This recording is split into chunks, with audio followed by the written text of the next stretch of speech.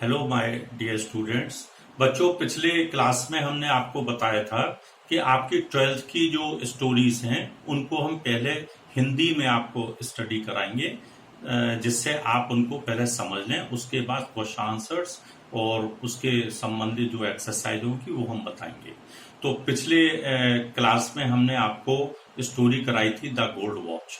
आज हम शुरू कर रहे हैं ड्राउट। बच्चों, ये कहानी है शरत चंद्र चटर्जी, जो बांग्ला राइटर थे, पश्चिम बंगाल के रहने वाले थे। बहुत अच्छी स्टोरी इन्होंने लिखी है and it has a tragic and. एक बहुत ही दुखदाई ऐसी कहानी है जो हमारे भारत के एक ग्रामीण परिवेश से संबंधित है और गांव में रहने वाले जो किसान हैं, मजदूर हैं, बुनकर हैं, उनका जमींदार किस तरह से शोषण करते हैं, ये इस कहानी में दिखाया है। और जब सूखा पड़ता है बच्चों, आपको पता है कि हमारी जो कृषि जो अर्थव्यवस्था है वो एग्रीकल्चर बेस्ड है। अगर खेती ढंग से नहीं होती तो गांव में रहने वाले जो किसान हैं, बुनकर हैं या दूसरे लोग हैं, उनको बहुत ही ज्यादा कठिनाइयों का सामना करना पड़ता है और वो कर्ज लेकर अपनी जिंदगी जीते हैं और शायद अंतिम सांस तक कभी उन कर्जों को चुका नहीं पाते और एक एक दाने के लिए मोहताज रहते हैं। बच्चों, हम एक पश्चिम बंगाल के गांव की कहानी के बारे में बात कर रहे हैं जो शरत चंद्र चटर्जी ने लिखी है। नाम है ड्राउट। इसका मतलब होता है सूखा। बच्चों, एक गांव है काशीपुर, और काशीपुर के जो जमींदार थे, हालांकि वो शॉर्ट साइज थे, लंबाई बहुत ज्यादा नहीं थी, लेकिन बहुत ज्यादा कठोर और दुष्ट स्वभाव के थे।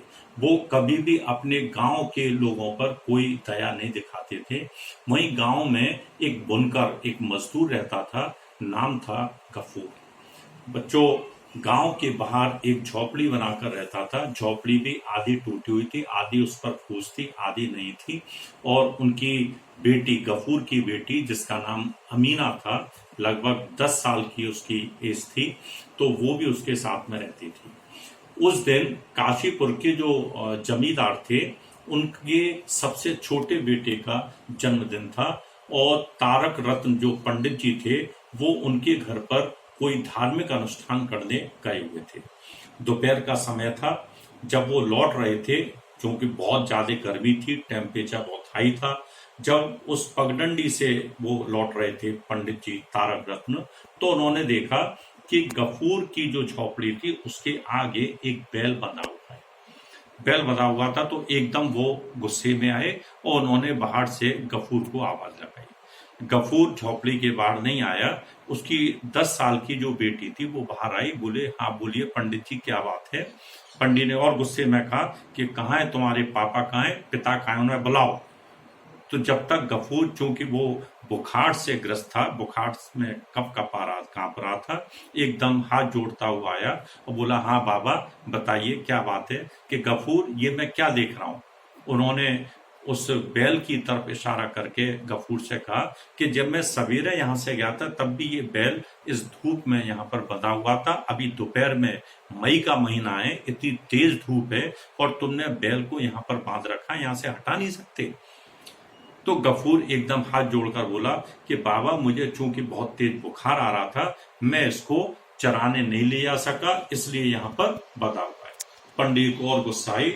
उन्होंने कहा कि अरे, तुम चराने नहीं ले जा सकते थे तो उसको छोड़ देते, ये अपने आप कहीं पर भी चढ़ने जा सकता था, यहाँ पर तो ऐसे मर जाएगा। आपको पता नहीं है कि इस गांव का जो जमींदार है हिंदू है, ब्राह्मण है, और वो तुम्हें जान से मार देगा। गफूर इस बात पर बहुत ज्यादा एकदम दुखी हुआ। बोला, बाबा मैं चूंकि जा नहीं सकता तो इसलिए यहाँ पर बंधा हुआ है। फिर दोबारा पंडित ने कहा कि जा नहीं सकते तो उसको खोल सकते थे।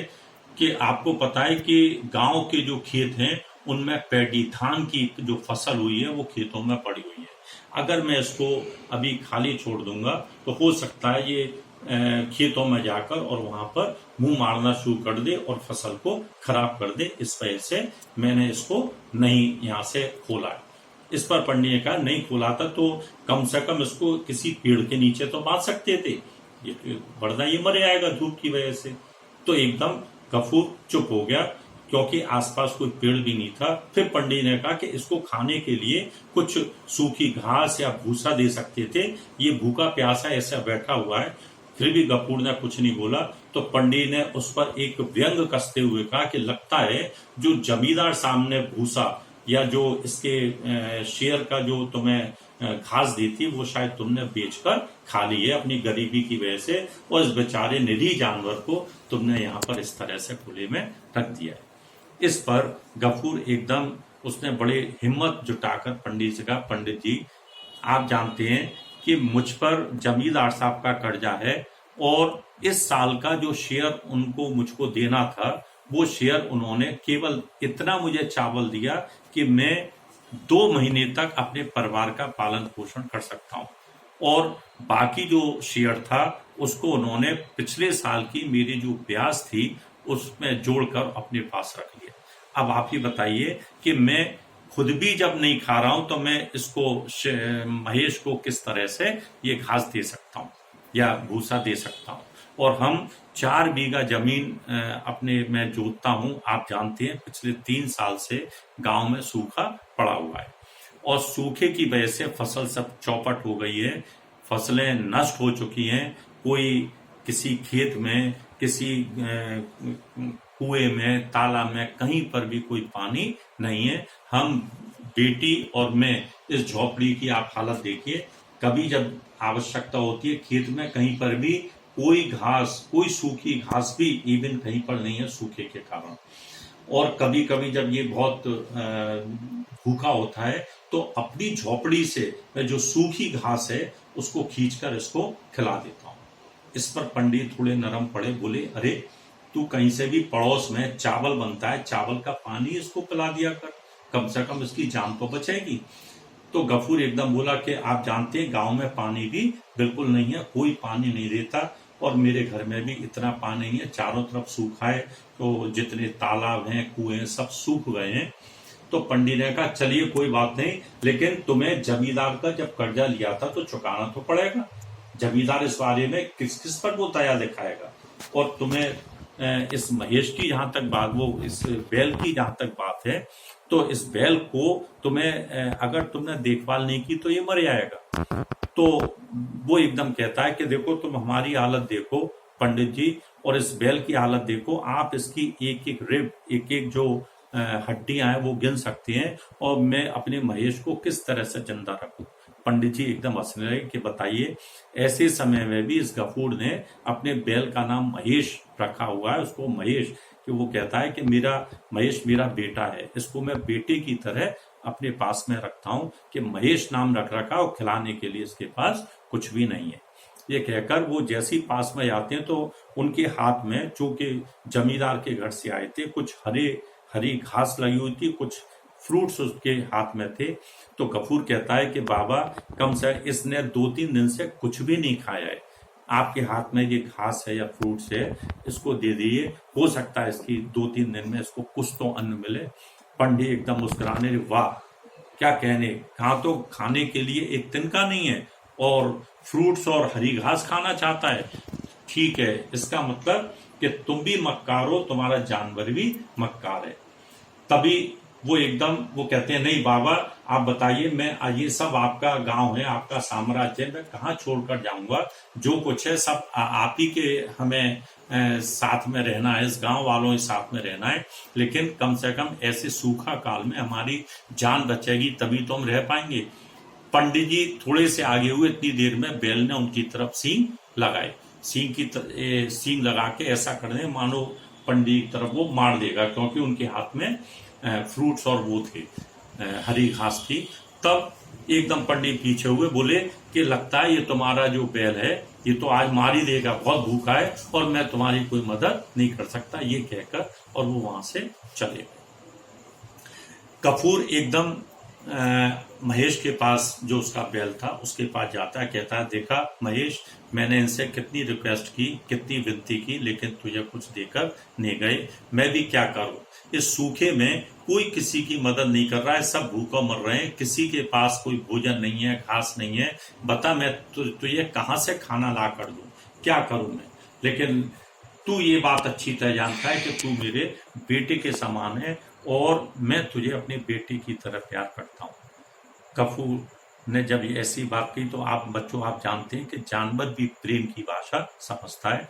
उसने अपनी आंखें बंद कर ली, उसमें से आंसू टपकने लगे। गफूर को भी बहुत अच्छा लगा। इतनी देर में उसकी बेटी अमीना ने अंदर से आवाज दी कि पिताजी खाना तैयार है, आप खाना खा लीजिए।